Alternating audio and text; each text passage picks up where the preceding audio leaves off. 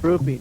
Now we'll draw rocks today, big rocks and small rocks, and by using the objects that you see every day, you see rocks all the time, you'll come to understand better how important grouping is when you're drawing. Later on, when we get to the Secret City mural, we'll add the village to the underplanet. Now, the village is where the underplanet drones live. I have two special guests today, Sharon Bloom from the Maryland Institute and Susan Bader from the Baltimore Museum of Art, and they have some great pieces of art for us to take a look at. I know that you want to become a member of the Secret City Club, so Zeptron's here to tell you how easy it is to join. Now here's what you need to follow along today. You need your drawing pad, your drawing pencil, and your guest book to take some notes on what to look for in your local art museum. Now, you gather those materials together, and I'll be right back.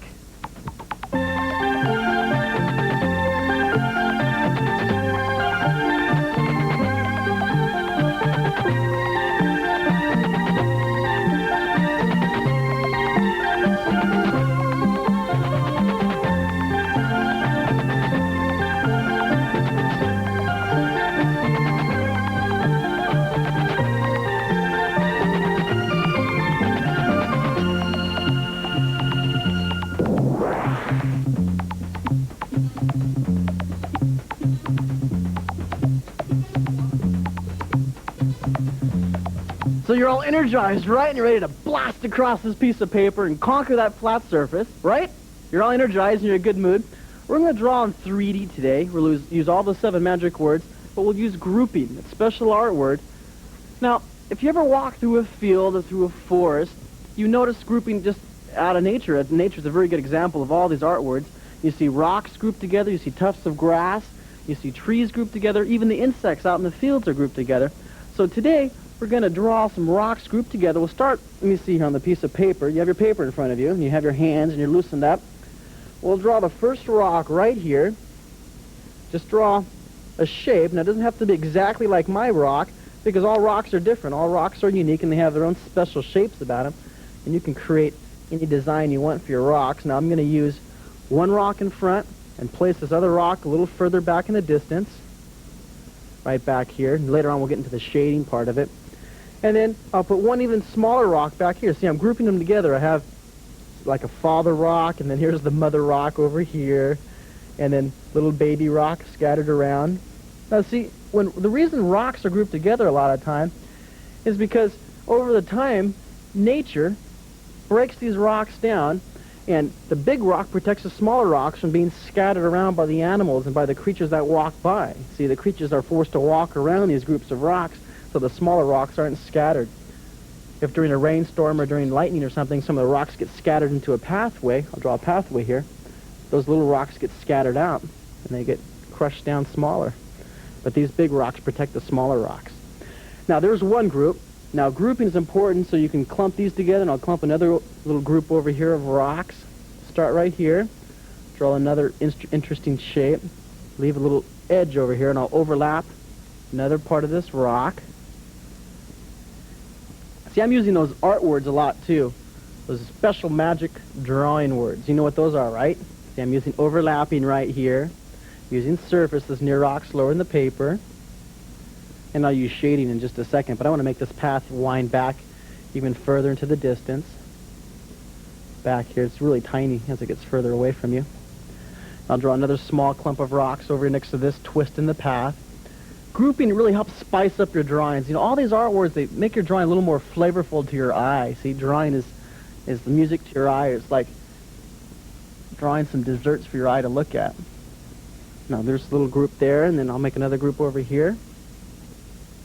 You can put as many groups as you want. Doesn't matter. And then I'll just scatter a couple just by themselves, little tiny rocks that are just loners. Okay, they like it out here by themselves. They can think.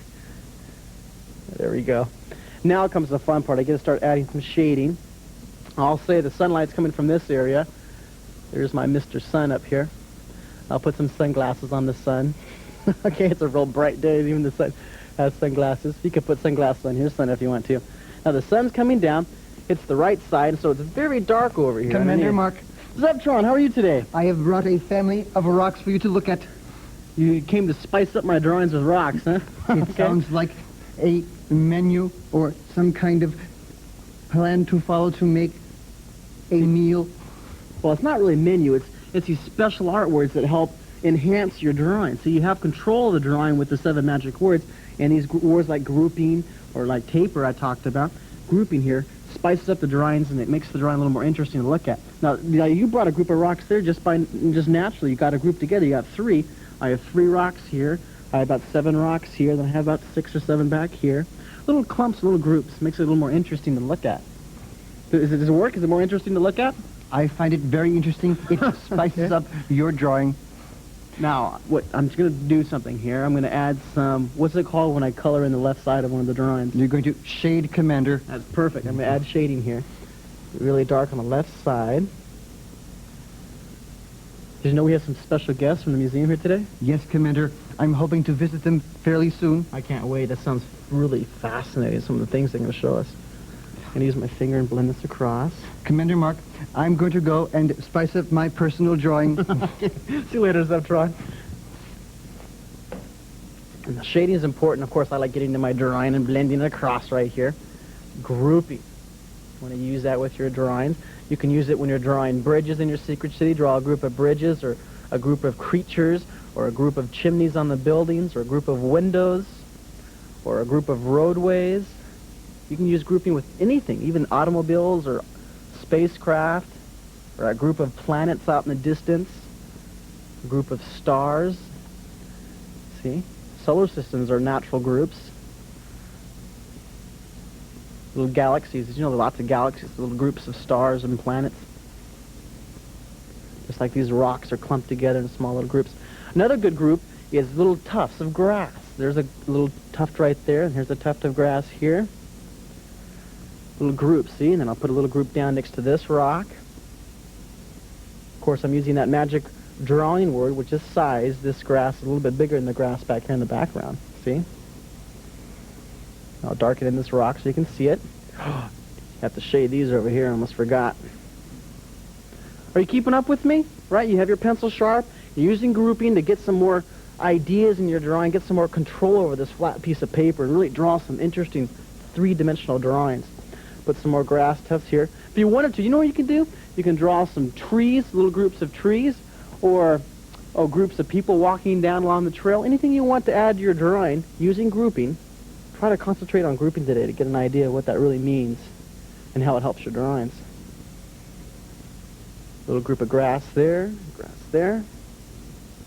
And then I want to do, shading right here. And I think I'll give this roadway just a slight tone all the way around. See how my lines follow the curve of the road? Makes it the road set apart from the grass. See, if I gave the tone to the grass, the road would look white. And that's an interesting idea, too. You can do that if you want.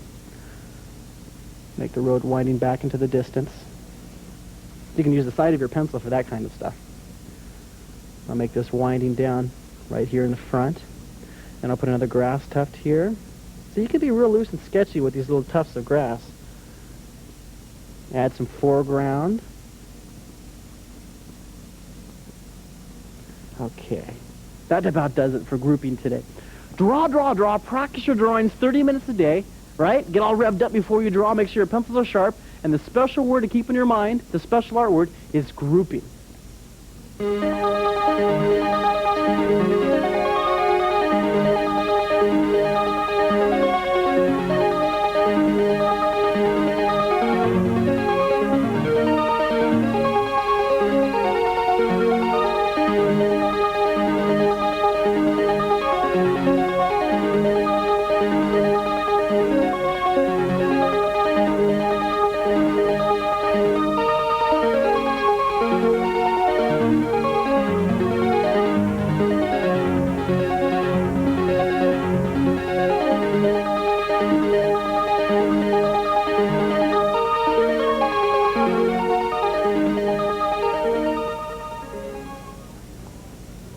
I like to draw because when I do, I discover many ideas and pictures in my imagination.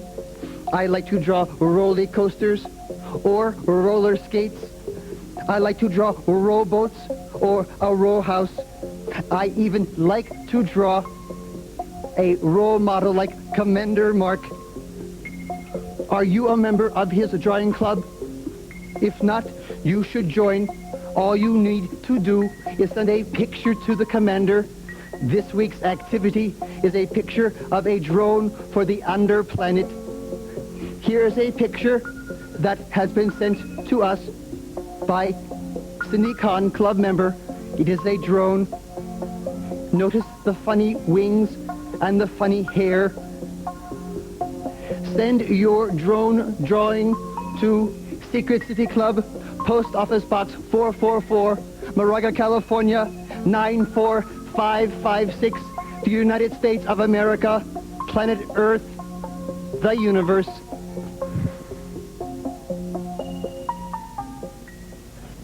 I'm Sharon Bloom from the Maryland Institute. I'm Susan Bader from the Baltimore Museum of Art. Susan, I think it was great that you could bring 3 objects from the museum to the Secret City. These were all made by people who live in villages, weren't they? Yes, we thought it would be nice to get some connection with Commander Mark's village later. This piece, which is a sort of ceremonial spoon or scoop, was made by the Dan people in Liberia, West Africa, and was used by the women in a dance to celebrate the grain harvest, the rice harvest. They cradled it kind of like a baby and danced with it, I presume very slowly, majestically. So they really didn't use it every day. They used it for special ceremonies. They probably used it to scoop out some grain to give to the elders of the village to sort of honor them and celebrate again what a wonderful harvest it had been. And do you suppose an artist made this? Oh, very definitely. Each of these villages had its own artists. They were trained, they were worked hard, and very much revered within the village as someone important. You learned the skill of being an artist from the spirits. And I think the tradition of the design was passed on from year to year, too. And this is carved from wood, right? Carved wood, yeah. And if you, on the back, it's like a pod or squash, almost. Very carved. And did this come from the same village, this basket? No, that actually is a Native American basket from the Nez people, or what you and I grew up calling the Apache, in New Mexico, Arizona. It's made of cottonwood, which was a local reedy bush kind of thing, and this black is created by boiling down devil's claw, which is a pod-like. So it becomes a dye to color these. Absolutely. And then just woven in as you would introduce another color weaving. And an artist made this also? Yes. And in this case, all the baskets in Native American tradition are made by women. By women. So this was made by a woman for probably originally ceremonial use, but baskets were both functional and ceremonial. The Nez were hunters and gatherers originally, and they needed something to put grains and berries and things like that in. They cooked in baskets even. They did. Okay. Do you know, do these designs on the basket mean anything? Today, probably not. This basket and the Liberian spoon are made in this century. Originally, I think they probably did have very specific meaning for those people. The squash blossom kind of flower is a typical thing. The radiating diamonds are kind of like a whirlwind, which would have been an important thing for them to worry about in a land where they're dependent upon crops and culture and things. These may well be coyote tracks. Coyote tracks. Hello. Hello, visitors. I am fine. And how are you doing? Very good, very good. Very well. That is good. I have been listening to all of your information and observing your artifacts. These are wonderful. What is this? This is a mask. A mask? This is very different from the masks that Metaman makes. Yes. This is a mask that goes over the head, like your helmet. My helmet? Yeah. It is much more attractive than my helmet. What is all of this here? This is the hair. You can see the way it's carved. It actually looks like strands of hair. It represents the kind of a hairdo that the ladies in the Mende Society in Sierra Leone actually wore. It is very intricate. Very. Took a long time and a lot of help to make. And what are all these lines here?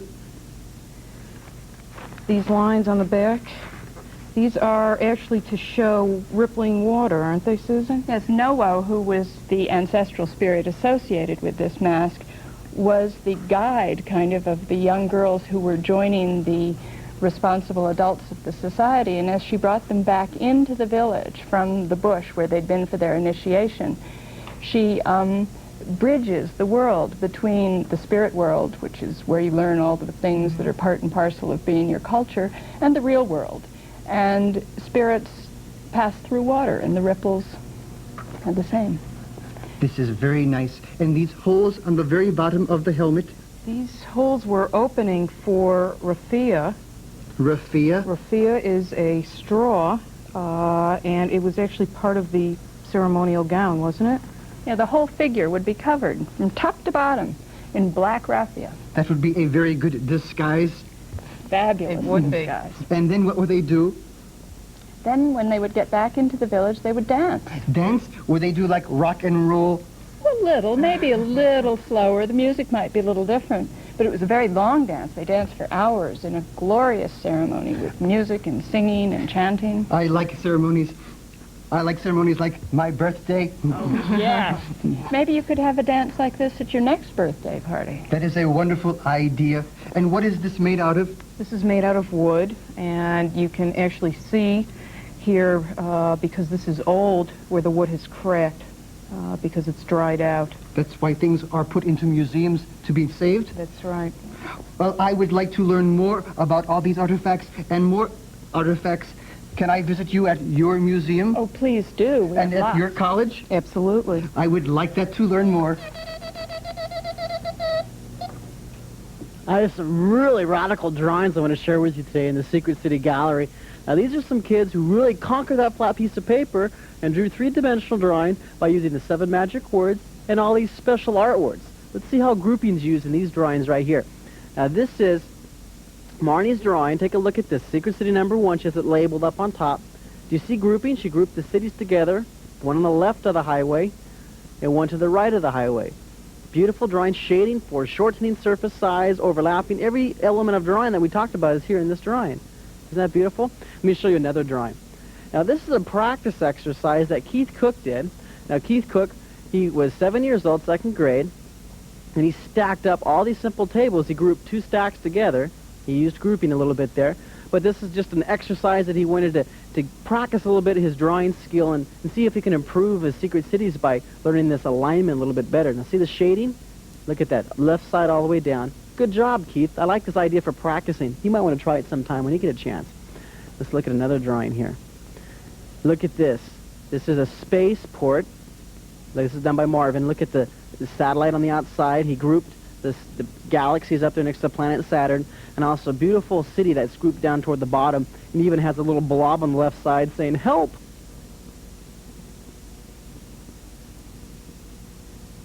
We're on my favorite part again, and we get to draw on the Secret City mural and expand my creation with my imagination. You have your paper out, right? And you can take some notes. You can use some of these ideas on your own drawing. It's okay. You can use this as a research file in case you ever hit a roadblock for your own ideas. You can use some of these ideas.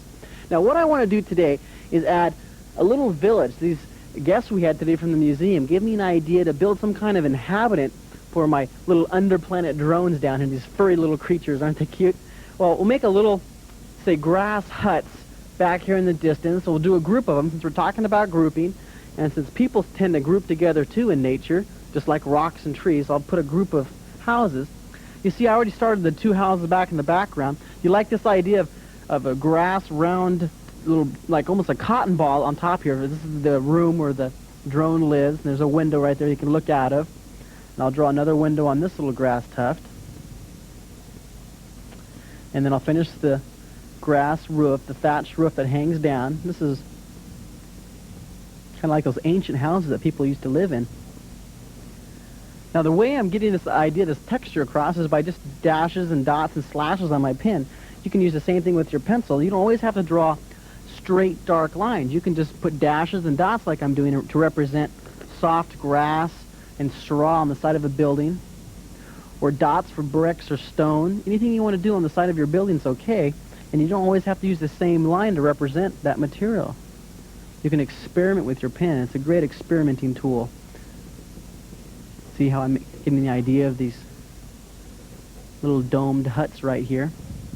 See, this is the grocery store right here, okay? And then here's the school. And then this is the place where they all gather and sing all their songs. You have to have a place to sing, right? I wonder what kind of music drones would listen to. I wonder if they listen to rock and roll, or they probably have their own form of classical music. And then I'll get my light pen, and I'll add the shading on the left side. Again, using the shading, instead of just going through with my dark pen and going like that on the left side. See, I put the dashes. It represents the shading. It also gives a nice texture. And also I group. See, I'm grouping these dark spots together in little groups. A group within a group within a group. You see? These art elements really help make your drawing a little more interesting to look at. And then I'll draw, let me see, I have another building here, but I want to put the doorway to the little music hall. And we have to have a museum in there, right? I almost forgot to put the museum. Oh, I can't believe I did that. You have to have a museum in your little village, right? That's where they gather all their historic, meaningful little items that are sculptures or paintings or anything that has meaning to the society. Okay. See, I'm changing pens a lot. You can do that with your pencils, too, to get the different textures that you want. And then the museum I'm going to put right there, right in the middle of the town, since that's an important building. We'll put it in a real important spot right near the town center. Grouping's fun to think about when you're doing these drawings. These drones are so cute. These drones are very, very cute. Did you hear that? I heard Zebtron. Not up in the flying saucers. Zebtron, how are you doing today? I am fine, Commander. I am taking a walking tour of your mural. Zebtron, last time I saw you were up in the flying saucers. How'd you get down there? I have been walking around, Commander. The long walk. These are very, very, very, very cute drones. You like my drones? I like their furriness. Well, that was your idea. Remember, you told me that I should probably put some inhabitants down in my underground, right? But, Commander, I think they should not be called drones. I think they should be called Furbies. Because of all this fur right here on the left side? Yes, Commander. I like that furry idea. Are they soft, too? They're very soft, Commander. They make me them smile. even softer. See, I'm putting some lines to represent some softness on the outside of them. Well, Commander, I'm going to continue my walking tour. Are you going to check out the Unibear Island? Yes, Commander. All right, thanks for stopping by, Zebtron. Goodbye. Zebtron. I thought he was going to be flying around up above the planet today. Now, back to the village here. We'll use some grouping on the thickness. Group the doors together. Darken in the inside right here. And, and I can't remember, or I don't want to forget that little tiny museum. It's a super important building. And then put some shading on the left side. Some grass. And then what building should this be right there? What kind of building do you want? A little pool? Okay. We'll put a recreational building so they get lots of exercise. That's important for these underground drones. But they do get a lot of exercise, see, because of the mechanics that take care of the magnetic underground transportation system on the underground planet. So, there we go. A bit of shading. You know, when I'm looking for ideas to help me when I'm creating imaginary places like this underplanet village, I look around me in real life, and I look at drawings and illustrations of other artists. Now, here's one artist's idea, rendering of a village that helped me.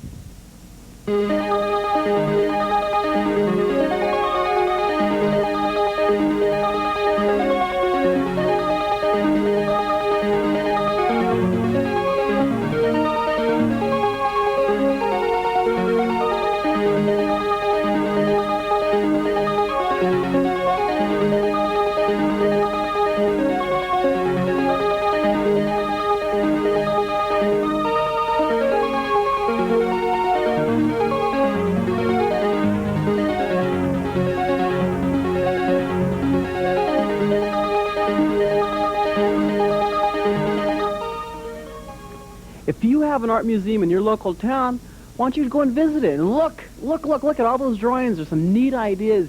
You'll get some great ideas for your drawings, just like I did here for the village. Now, I have a lot of buildings that I think I want to put one more building. I'll put one tall building I'll put the underplanet creature's idea of a skyscraper underneath here, okay? We'll put a large round room on top. See, sometimes if you get really comfortable with your drawing, you won't even have to use a pencil with your sketch. You can just go right to it, go for it with your pen like I'm doing here. This is kind of fun to try to be brave every now and then, real courageous with that dark pen, okay? Test your willpower. And look at this. See how tall this building is? It stands way above all these other buildings. Now remember, you can get these ideas. It's okay to use ideas from other artists for your own creations.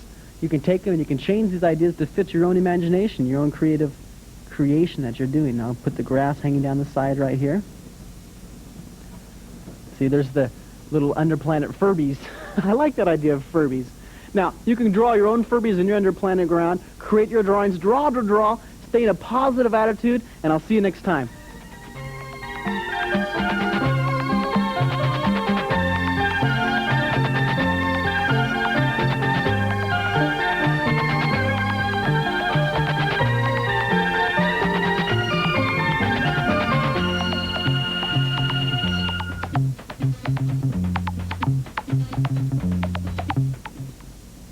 Commander Mark says anyone can learn how to draw, and Maryland Public Television now offers a 72-page book, Learning to Draw with Commander Mark.